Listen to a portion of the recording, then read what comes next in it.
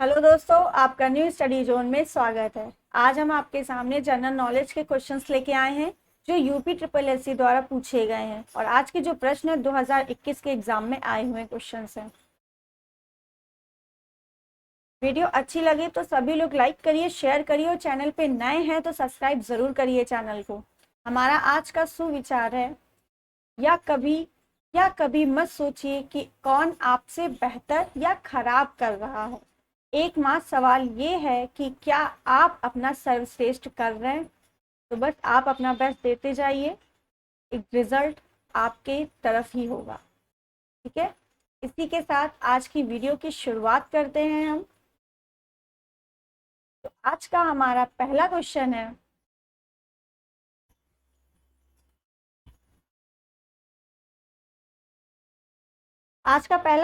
है, बांदीपुर राष्ट्रीय उद्यान भारत के निम्नलिखित राज्यों में से किस में स्थित है। यानी बांदीपुर राष्ट्रीय उद्यान कहाँ स्थित है, यह आपको बताना है।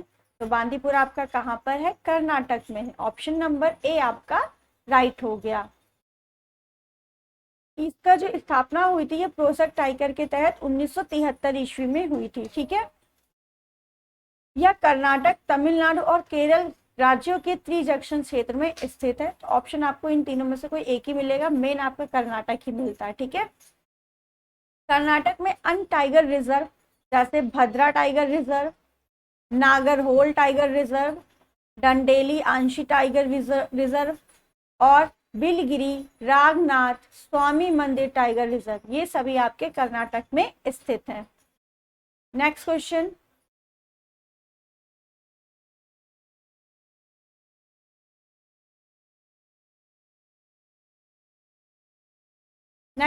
है आपका, किश्तवाड़ राष्ट्रीय उद्यान भारत के निम्नलिखित में से किस राज्य या केंद्र शासित प्रदेश में स्थित है। तो किश्तवाड़ राष्ट्रीय उद्यान आपका जो है जम्मू कश्मीर में स्थित है। और आपके कौन से हैं, Dachigam national park, Salim Ali national park, Kaziranga national park, Hemis national park आदि जम्मू कश्मीर में स्थित हैं ये सभी। ठीक है, नेक्स्ट, आंदोलन की पहचान करें जो वनों के बारे में आम जनता की जागरूकता को जीवंत उदाहरण है। ठीक है, उस आंदोलन की पहचान करें जो वनों के बारे में आम जनता की जागरूकता का जीवंत उदाहरण है, ये आपको बताना है। वन महोत्सव, भारत छोड़ो आंदोलन, हरित क्रांति या चिपकू आंदोलन। तो आपको पता है आम जनता की जागरूकता का जीवंत उदाहरण आपका चिपकू आंदोलन था। ये कब हुआ था, टिप्पू आंदोलन 1973 में उत्तर प्रदेश के चामोली जिले, जो अब कहाँ है, उत्तराखंड में है। ठीक है, वहां पे हुआ था ये। और इसका नेतृत्व किसने किया था, सुंदरलाल बहुगुणा और चंडी प्रसाद भट्ट थे इसके नेतृत्व करता। ऑप्शन नंबर आपका डी राइट हो जाएगा, चिपकू आंदोलन। ठीक है,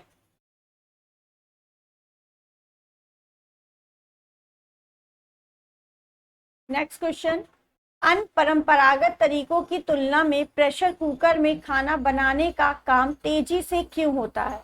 आपसे पूछा गया जब हम कुकर में खाना बनाते हैं तो वो तेजी से पक जाता है, मतलब जल्दी पक जाता है, क्यों। कुकर के अंदर पानी का क्वथनांक घटने से तेजी से खाना पकाने में मदद मिलती, तो क्वथनांक घटेगा तो खाना जल्दी नहीं बनेगा। ठीक है, तो क्वथनांक कम वाला तो ऑप्शन गलत हो जाएगा। ठीक, कुकर के अंदर उच्च दबाव और अधिक क्वथनांक तेजी से खाना पकाने में सक्षम होता है। क्वथनांक में कोई बदलाव नहीं होगा तब भी, तो ऑप्शन आपका सी राइट होगा। क्वथनांक का मतलब है बॉइलिंग पॉइंट जितना अधिक होगा उतनी जल्दी आपके चावल जो भी है खाना वो पकेगा।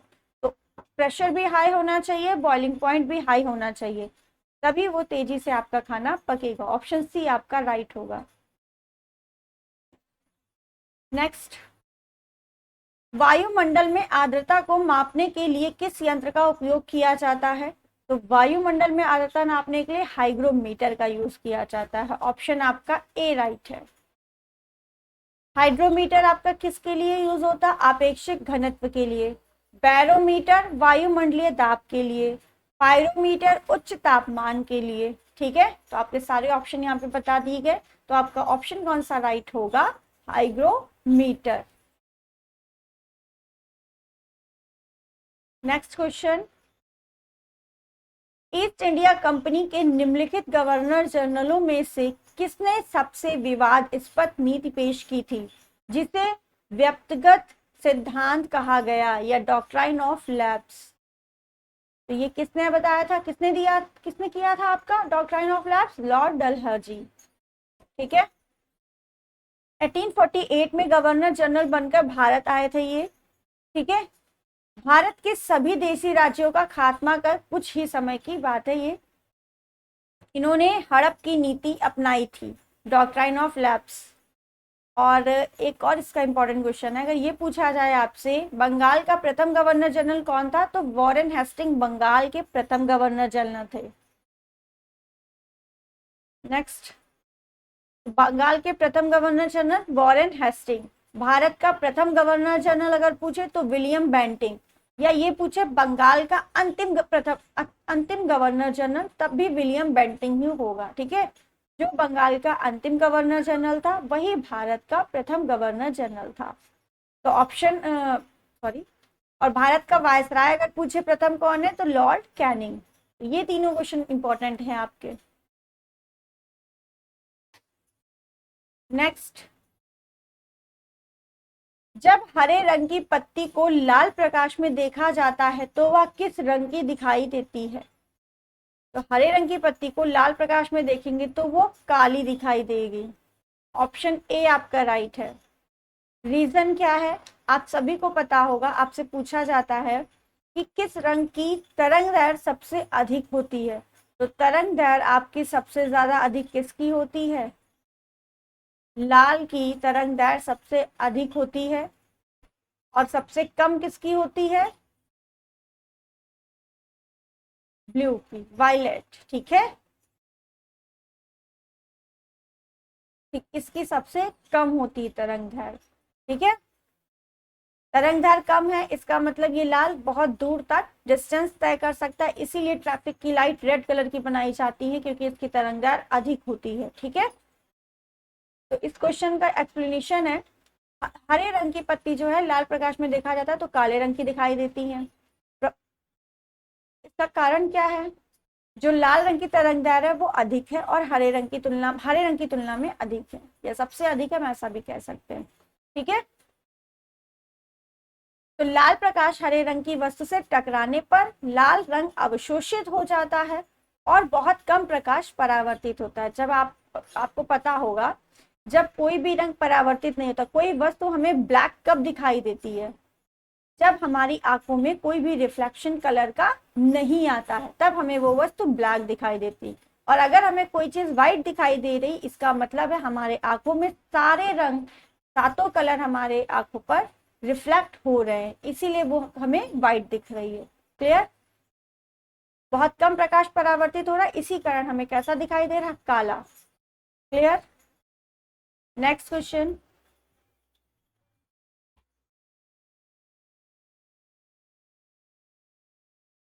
निम्नलिखित में से किस ऊष्मा अंतरण विधि से पृथ्वी को सूरज से ऊर्जा प्राप्त होती है? यानी पृथ्वी को सूरज से ऊर्जा प्राप्त होती है, तो वो कौन सी ऊष्मा अंतरण विधि है? विकिरण, चालन, संवहन, मॉड्यूलेशन सॉरी। ठीक है, तो यहाँ पर ऑप्शन आपका होगा विकिरण। ठीक है, तो पृथ्वी को ऊष्मा जो ऊर्जा प्रदान होती है सूरज से, वो रेडिएशन के कारण होती है, विकिरण के कारण। ऊष्मा संचरण की 3 विधियां हैं, चालन, संवहन, विकिरण। ठीक है, चालन आपका ठोस में होता है, संवहन लिक्विड और गैस में होता है, विकिरण आपका गैस में होगा। या ये कह सकते हैं विकिरण जो है ऊष्मा के संचरण में, इसमें किसी भी माध्यम की आवश्यकता नहीं होती है। ठीक है, जैसे सूर्य का प्रकाश, बीच में कोई माध्यम नहीं, निर्वात है। ठीक है, नेक्स्ट हमारा है, भारत ने पहला प्रयोगात्मक उपग्रह किस वर्ष लॉन्च किया था? 1975 में। आर्यभट्ट रूस के सहयोग से बैकानूर अंतरिक्ष केंद्र से इंटरकास्मोस प्रक्षेपण यान द्वारा लॉन्च किया गया था भारत का पहला प्रयोगात्मक उपग्रह। क्लियर? 1975। भास्कर 1 भारत का प्रक्षेपित दूसरा उपग्रह था। नेक्स्ट क्वेश्चन,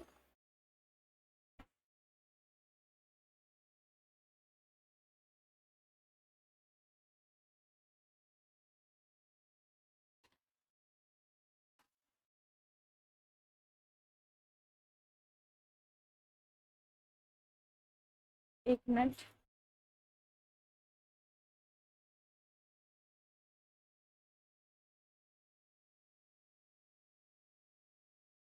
नेक्स्ट क्वेश्चन है आपका, दांडी मार्च जिले सॉल्ट मार्च और दांडी सत्याग्रह के नाम से जाना जाता है। इससे तो दांडी मार्च की बात की जा रही है, इन्हीं का इसी का नाम दिया गया, सॉल्ट मार्च या दांडी सत्याग्रह।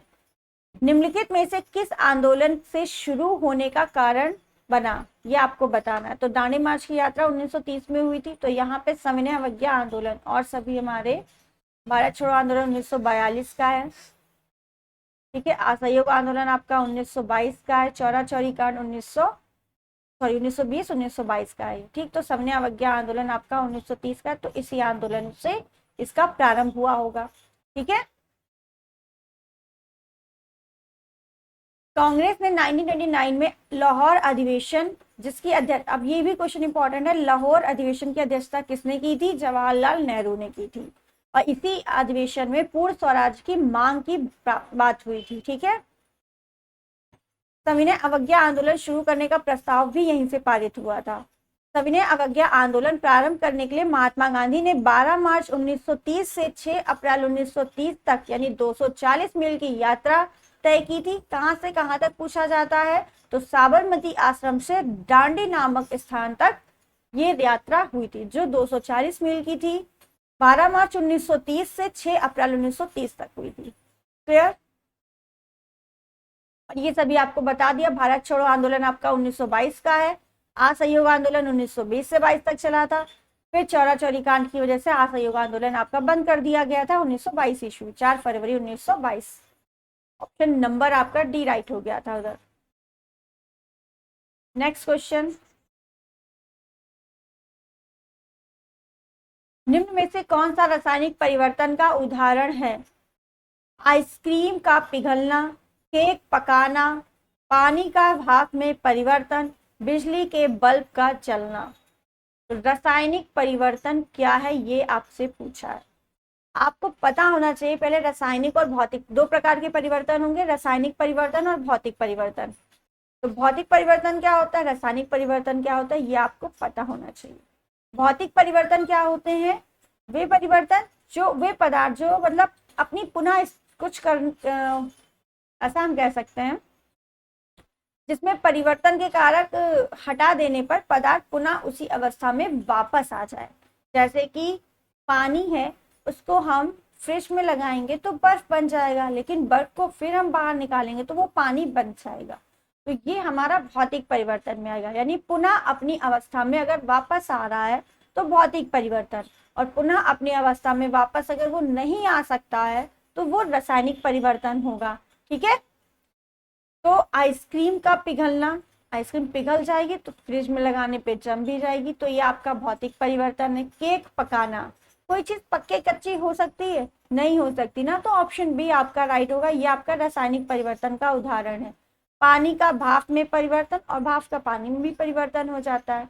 बिजली के बल्ब का जलना, जलेगा बंद होगा फिर जलेगा। ठीक है, तो ये सभी आपका क्या है? भौतिक परिवर्तन है। ठीक है,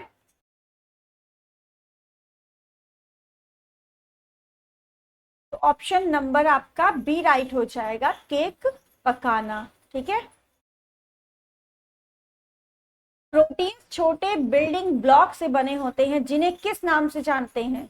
nucleic acid, fatty acid, amino acid, acetic acid. तो आपके प्रोटीन्स जो है अमीनो एसिड से बने होते हैं, इसलिए उन्हें हम अमीनो एसिड के नाम से जानते हैं। ठीक है, नेक्स्ट क्वेश्चन आपका,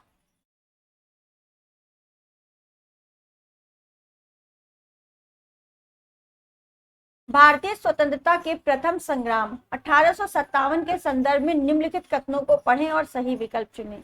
पहला क्या है? इसे सिपाही विद्रोह के नाम से भी जाना जाता है, सही बात है। पूछा है सही विकल्प चुने, ये आपसे पूछा है। या जम्मू कश्मीर के उधमपुर जिले से शुरू हुआ था, देखते हैं। या दिल्ली, आगरा, कानपुर और लखनऊ के में व्यापक रूप से फैला था। आपको बताना है सही विकल्प कौन सा है।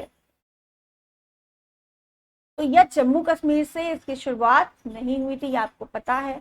दिल्ली, आगरा, कानपुर, लखनऊ इन सब में फैला हुआ था। तो ए भी सही है, सी भी सही है, बी आपका गलत है। तो ऑप्शन कौन सा राइट होगा? All no, A C are true and B is false. A and C are true, B is false. तो ऑप्शन नंबर आपका बी राइट हो जाएगा। ठीक है, इसकी शुरुआत कहाँ से हुई थी? मेरठ से हुई थी, छावनी। ठीक है, 10 मई 1857 से मेरठ से हुई थी। और मेरठ के विद्रोही 11 मई को दिल्ली पहुंचे और 12 मई 1857 को उन्होंने दिल्ली पर अधिकार कर लिया था। ठीक है, तो 1857 की क्रांति आपकी जम्मू कश्मीर से नहीं, मेरठ से शुरू हुई थी। तो ऑप्शन नंबर आपका बी राइट हो गया। नेक्स्ट क्वेश्चन,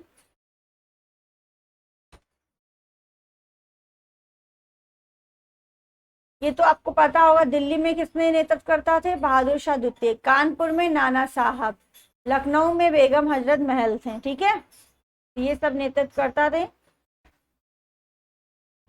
बिहार में आपके राजा कुंवर थे। ठीक है, तो ये सब आप देख लीजिएगा, इंपॉर्टेंट है, पूछ लेता है। नेक्स्ट क्वेश्चन है आपका, काकोरी मामले में पकड़े जाने के बाद अशफाक उल्लाह खान को किस जेल में कैद किया गया? तो इनको फैसलाबाद के जेल में कैद किया गया था। काकोरी कांड हुआ कब था? इसी काकोरी कांड का नाम बदलकर अभी क्या रख दिया गया है? काकोरी एक्शन। 9 अगस्त 1925 को सहारनपुर से लखनऊ ट्रेन जा रही थी और ट्रेन का नाम क्या था? 8 डाउन ट्रेन था। ठीक है, कहां से कहां तक जा रही थी? सहारनपुर से लखनऊ जा रही थी। कब हुआ था? 9 अगस्त 1925 को। ठीक है, सरकारी खजाना को लूटा गया था। इसमें कितने लोग शामिल थे? 4 लोग शामिल थे। कौन कौन से? अशफाक उल्लाह खां, राजेंद्र लहड़ी, राम प्रसाद बिस्मिल और रोशन सिंह। इनको 1927 में फांसी दे दी गई थी। ऑप्शन नंबर ए आपका राइट है। तो काकोरी कांड से रिलेटेड इतनी इंपॉर्टेंट बातें हैं। नेक्स्ट क्या नीचे भी क्वेश्चन है इसका।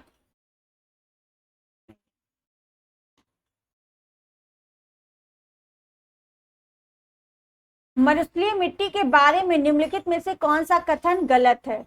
यह मूल रूप से रेतीली मिट्टी है, यह नमी की मात्रा को बरकरार रखता है, यह रंग में हल्की होती है, इसमें नमक की मात्रा अधिक होती है।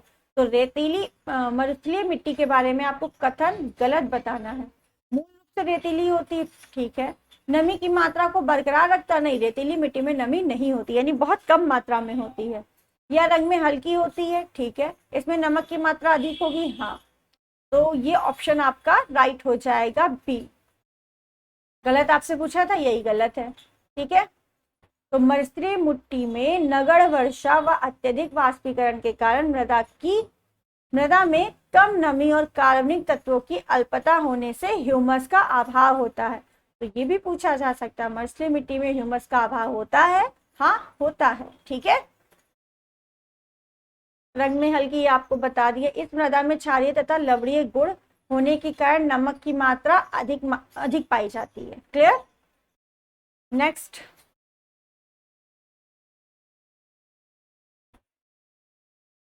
पेमा यांगत्से मठ भारत के निम्नलिखित में से किस राज्य में स्थित है? तो ये आपके सिक्किम में स्थित है। और यह मठ प्राचीन मठ निगम्बा बौद्ध से संबंधित है। निगम्बा बौद्ध से संबंधित है। क्लियर? नेक्स्ट है क्वेश्चन आपका, ये हो चुका आपका। कुतुबुद्दीन ऐबक किस राजवंश का संस्थापक था? तो गुलाम वंश का था। ऑप्शन सी आपका राइट होगा। कुतुबुद्दीन ऐबक गुलाम वंश का संस्थापक था। गुलाम वंश की स्थापना कब हुई थी? 1206 ईस्वी में हुई थी। किसने किया था? कुतुबुद्दीन ऐबक ने किया था। और कुतुबुद्दीन ऐबक जो है खुद एक गुलाम था।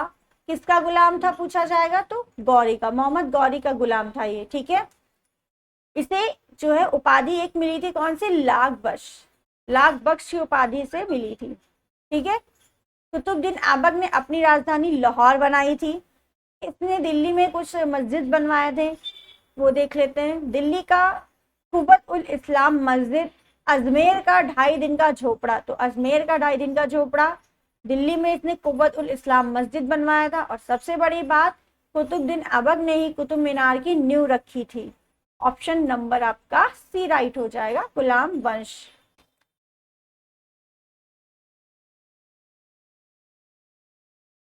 नेक्स्ट, निम्नलिखित में से कौन सी धातु इंसुलिन में पाई जाती है, तो इंसुलिन में आपकी जिंक धातु पाई जाती है।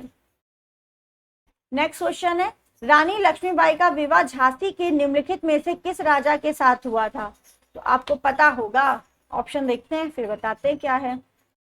शिवराव, दामोदर राव, बाजीराव, गंगाधर राव, तो ऑप्शन आपका कौन सा राइट होगा, गंगाधर राव, ठीक है।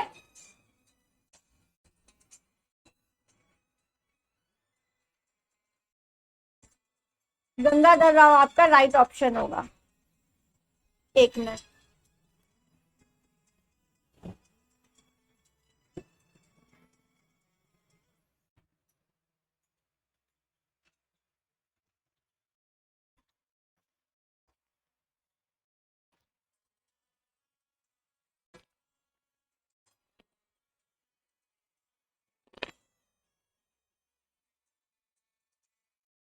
नेक्स्ट क्वेश्चन आपका, निम्नलिखित में से कौन सी वह पहली मिसाइल है जिसे भारत में विकसित किया गया था।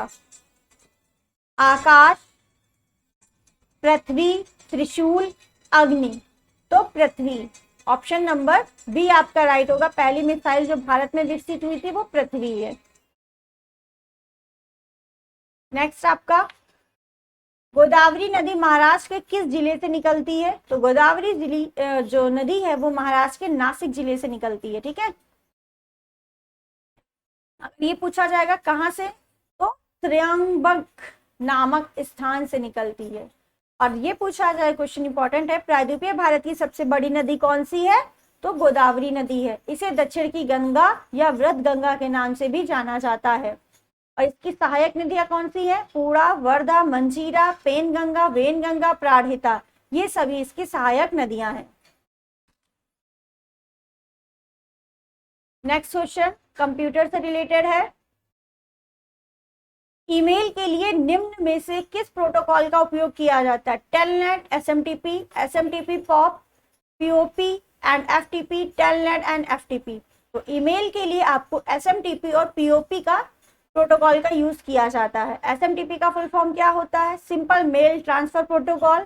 पीओपी का फुल फॉर्म क्या होता है, पोस्ट ऑफिस प्रोटोकॉल, ठीक है। एक क्वेश्चन इसका इंपॉर्टेंट है, एसएमटीपी का पूछ लेता है पोर्ट नंबर कितना होता है, तो एसएमटीपी का पोर्ट नंबर आपका 25 होता है, ठीक है। नेक्स्ट क्वेश्चन,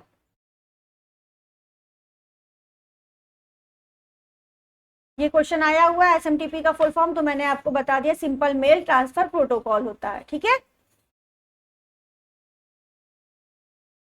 नेक्स्ट आपका क्वेश्चन है, निम्न में से कौन सा बाइनरी संख्या प्रणाली का उदाहरण है, तो आप सभी को पता होगा बाइनरी नंबर जो होते हैं 1 और 0 होते हैं सिर्फ, तो इसमें सिर्फ और सिर्फ एक ही ऑप्शन है 1 और 0 का, ऑप्शन सी, तो यही आपकी बाइनरी संख्या प्रणाली का उदाहरण है।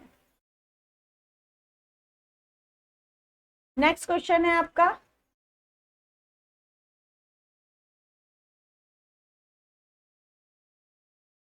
एमएस एक्सेल में डेटा का डिफॉल्ट संरेखण यानी अलाइनमेंट है text left aligned and number right aligned, यानी कहने का मतलब है टेक्स्ट में जो है, जो टेक्स्ट है वो आपका लेफ्ट में चला जाता है, ठीक है, और जो आपका नंबर है वो राइट में आ जाता है, या टेक्स्ट राइट में आता है या नंबर लेफ्ट में आता है। Text and number both left align, text and number both आपका राइट अलाइन। तो आप सभी को पता होगा, जब आप माइक्रोसॉफ्ट एक्सेल पे वर्क करते हैं तो आपको देखा होगा आपने जो टेक्स्ट है वो आपका लेफ्ट में चला जाता है और जो नंबर है वो राइट में आ जाता है। ठीक है, तो टेक्स्ट लेफ्ट अलाइंड होता है और नंबर आपका राइट अलाइन होता है। क्लियर? तो नंबर राइट में है और ये लेफ्ट में है, तो ऑप्शन आपका कौन सा राइट होगा? ए राइट हो जाएगा। ठीक है, नेक्स्ट क्वेश्चन।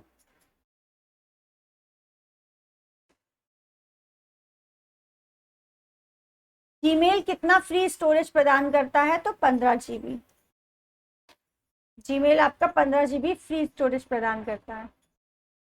कौन सी साइटें सोशल नेटवर्किंग के उदाहरण हैं? LinkedIn, Pinterest, Instagram. तो ये तीनों ही आपकी सोशल नेटवर्किंग साइट है। ऑप्शन नंबर डी राइट हो जाएगा, first second third.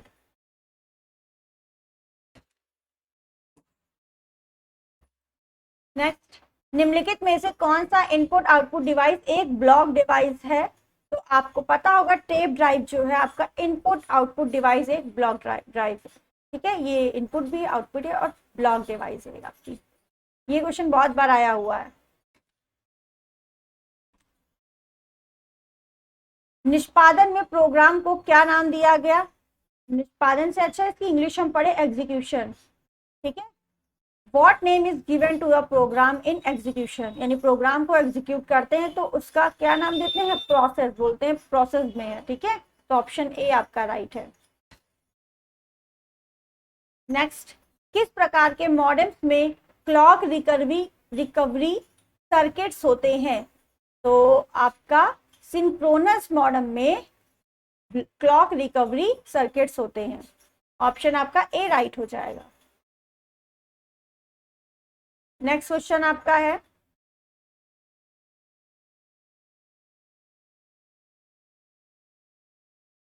S RAM निम्नलिखित में से क्या एस रैम की विशेषता नहीं है? ठीक है, एस रैम की आपकी विशेषता नहीं है, ये आपको बताना है।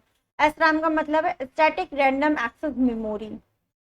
एस रैम में प्रत्येक सेल फ्लिप फ्लॉप से बना होता है जो एक बिट स्टोर करता है, सही है।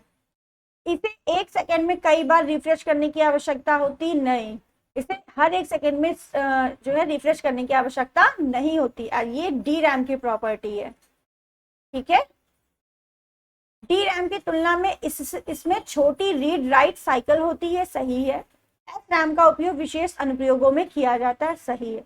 तो ऑप्शन आपका बी जो है एस रैम की विशेषता नहीं है।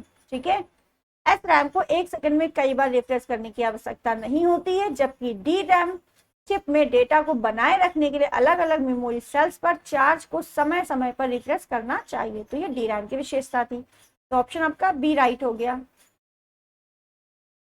ईमेल कम्युनिकेशन के लिए निम्नलिखित में से किस प्रोटोकॉल का उपयोग किया जाता है? तो अभी मैंने ये क्वेश्चन बताया था, ये क्वेश्चन दूसरी तरीके से पूछा गया। एसएमटीपी और पॉप बताया था, यानी सेकंड एंड थर्ड। ऑप्शन एक और था आईएमटीपी, ये भी हो जाएगा, फिर यूडीबी नहीं होता है। ठीक है, ये दोनों तो कंफर्म है, यानी सेकंड और थर्ड। तो सेकंड और थर्ड आपका इसमें है, सेकंड और थर्ड आपका ऑप्शन नंबर इसमें है और किसी में नहीं है। ठीक है, तो इन दोनों में से यूडीबी होता नहीं, इसका मतलब ऑप्शन ए भी कट गया, तो बी राइट हो गया। ठीक है, ईमेल कम्युनिकेशन में SMTP, POP, IMAP protocol, इन तीनों का यूज होता है। इन तीनों के बारे में मैंने आपको बता दिया, दो के बारे में बताया था, तीसरा भी देख लीजिए। आई मैप का पूरा नाम क्या होता है? Internet message access protocol. यह एक एप्लीकेशन लेयर प्रोटोकॉल है जिसका उपयोग मेल सर्वर से मेल रिसीव करने के लिए किया जाता है। ठीक है,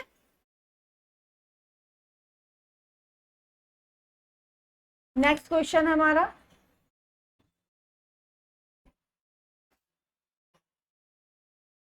एसएसडी का फुल फॉर्म। इसका फुल फॉर्म है solid state drive. Option C right है। यह एक सॉलिड स्टेट स्टोरेज डिवाइस है जो डेटा को लगातार स्टोर करने के लिए इंटीग्रेट सर्किट असेंबली का उपयोग करता है। ठीक है, यह आमतौर पर फ्लैश मेमोरी का उपयोग करता है। कंप्यूटर स्टोरेज में सेकेंडरी स्टोरेज के रूप में कार्य करता है। तो सेकेंडरी एसएसडी आपका किस स्टोरेज के रूप में काम करता है? सेकेंडरी स्टोरेज के रूप में।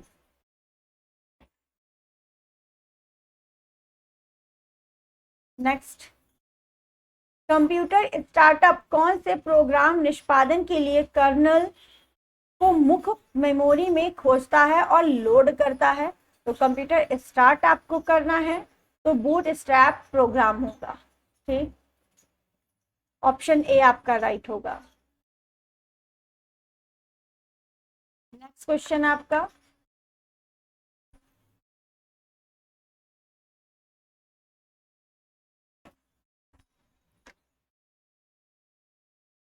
ऑपरेटिंग सिस्टम सारी प्रक्रियाओं की सूचना कहाँ रखती है?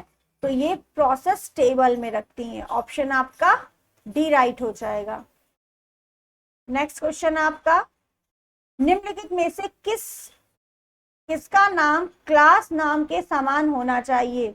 Variable, method, constructor, header file. तो क्लास नाम के समान नाम कंस्ट्रक्टर का होना चाहिए। ऑप्शन नंबर सी आपका राइट है।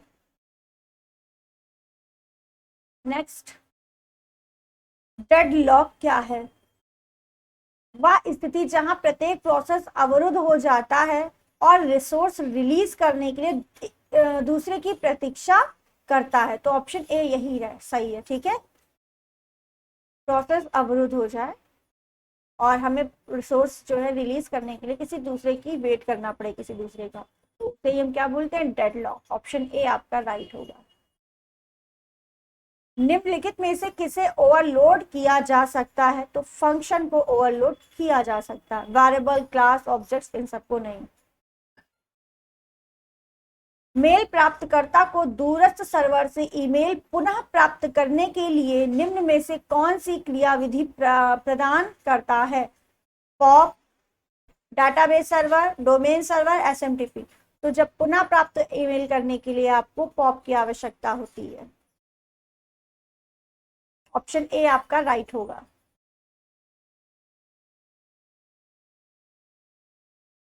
नेक्स्ट क्वेश्चन आपका, बाइनरी नंबर प्रणाली में प्रयुक्त किए जाने वाले विशिष्ट प्रतीकों की संख्या कितनी होती है? तो 2 होती है, 0 और 1। नेक्स्ट क्वेश्चन आपका है, पारंपरिक कंप्यूटर में सीआरटी मॉनिटर होते हैं, सीआरटी का क्या अर्थ है? तो सीआरटी का फुल फॉर्म आपसे पूछा गया, तो कैथोड रे ट्यूब, ये आपका सीआरटी का अर्थ होता है या फुल फॉर्म होता है। ठीक है, सीआरटी एक वैक्यूम ट्यूब है जिसे एक या अधिक इलेक्ट्रॉन गन होते हैं, जिसमें से बीम को फॉस्फोरेसेंट स्क्रीन पर इमेज को प्रदर्शित करने के लिए हेरफेर किया जाता है। टेलीविजन सेट पर सीआरटी को आमतौर पर पिक्चर ट्यूब कहा जाता है। जो आप लोग पिक्चर ट्यूब कहते हैं ना, चला गया टीवी का, वही हमारा क्या है? CRT, cathode ray tube. Next, निम्नलिखित में से कौन सी या कौन से मेन मेमोरी की विशेषता, मेन मेमोरी की आपको विशेषता बतानी है? या कंप्यूटर की कार्यशील मेमोरी है, सेकेंडरी मेमोरी से ज्यादा तेज है, बिना प्राइमरी मेमोरी के कंप्यूटर नहीं चल सकता है। तो आपको मेन मेमोरी की विशेषता बतानी है। तो ये तीनों ही मेन मेमोरी की विशेषता है। कंप्यूटर की कार्यशील मेमोरी है, सेकेंडरी मेमोरी से ज्यादा तेज होती है और बिना प्राइमरी मेमोरी के कंप्यूटर नहीं चल सकता। ये तीनों ही सही है, यानी ऑप्शन नंबर डी आपका राइट हो जाएगा। बुकमार्क का उपयोग एमएस वर्ड में किया जाता है, किसके लिए किया जाता है ये आपको बताना है। भविष्य में उल्लेख के लिए किसी दस्तावेज में वर्तनी की त्रुटियों की पहचान करने और उन्हें सही करने के लिए नहीं, वर्तनी से रिलेटेड नहीं होता। डॉक्यूमेंट में टिप्पणी का पता लगाने के लिए नहीं, डॉक्यूमेंट में हेडर और फुटर का पता लगाने के लिए, भविष्य में उल्लेख के लिए डॉक्यूमेंट में एक विशिष्ट स्थान या टेक्स्ट की पहचान के लिए बुकमार्क का यूज किया जाता है। क्लियर? नेक्स्ट, भ्रांसोत्थ पर्वतों में निम्नतर खंड होते हैं? हिमनद, कोई नहीं, हॉर्स्ट, ध्रुडिका। तो हॉर्स्ट, ऑप्शन सी आपका राइट है। Next question, Kudremukh is an important iron ore mine of लौ अयस्क महत्वपूर्ण खदान जो कुंद्रेमुख है वो कहां पर है? वो आपकी कर्नाटक में है। ऑप्शन नंबर डी राइट है। ठीक है, कुंद्रेमुख आयरन और कंपनी लिमिटेड का गठन कब हुआ था? 2 अप्रैल 1976 को हुआ था। ये आपके एक लॉ एक्ट से, ये भी आपसे पूछा जा सकता है। नेक्स्ट क्वेश्चन आपका, निम्नतर श्रेणी का भूरा कोयला कहलाता है? लिग्नाइट कहलाता है, ऑप्शन बी। और सबसे अच्छा कोयला कौन सा होता है? एंथ्रेसाइट होता है। भारत के उत्तर पश्चिम भाग में निम्नलिखित में से किस एक के कारण शीतकाल में वर्षा होती है? तो शीतकाल में वर्षा उत्तर पश्चिमी भाग में पश्चिमी विक्षोभ के कारण होती है, ऑप्शन नंबर बी आपका राइट होगा। मालवी काग्निमित्रम पुस्तक किसने लिखी है? तो कालिदास ने लिखी है। ठीक है। दश कुमार चरित्रम दांडी की है। स्वप्नवास दत्ता महाकवि भास की है। किराता अर्जुनियम भारवी की है। नेक्स्ट, शुष्क मृदा जिसमें ठोस तथा छिद्र दोनों शामिल हैं का एक इकाई आयतन द्रव्य भार कहलाता है। कण घनत्व इनमें से कोई नहीं, कण घनत्व तथा स्थूल घनत्व दोनों या स्थूल घनत्व। तो शुष्क मृदा का एक इकाई आयतन द्रव्य भार कहलाता है कण घनत्व तथा स्थूल घनत्व दोनों, ऑप्शन सी आपका राइट है। नेक्स्ट, निम्न में से किन चट्टानों के स्तरों में खनिज निक्षेपित तथा संचित होते हैं? अवसादी चट्टान इनमें से कोई नहीं, कयांत्रित चट्टान, आग्नेय चट्टान। तो अवसादी चट्टानों में आपका जो है खनिज निक्षेपित और संचित होता है, ऑप्शन नंबर ए आपका राइट है। आपको पता होगा 3 प्रकार की हमारी चट्टानें हैं, कौन कौन सी हैं? आग्नेय, अवसादी और रूपांतरित। नेक्स्ट,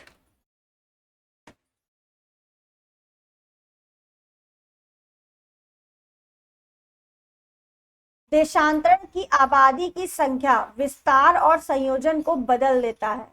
तो यहाँ पे आपको डैश में फिलअप करना है। देशांतरण डैश की आबादी की संख्या विस्तारण और संयोजन को बदल देता है। क्या होगा? प्रस्थान के क्षेत्र इनमें से कोई नहीं, प्रस्थान तथा आगमन दोनों क्षेत्र या आगमन के क्षेत्र। तो प्रस्थान तथा आगमन दोनों के क्षेत्र जो है आबादी की संख्या विस्तार और संयोजन को बदल देते हैं, ऑप्शन सी आपका राइट होगा।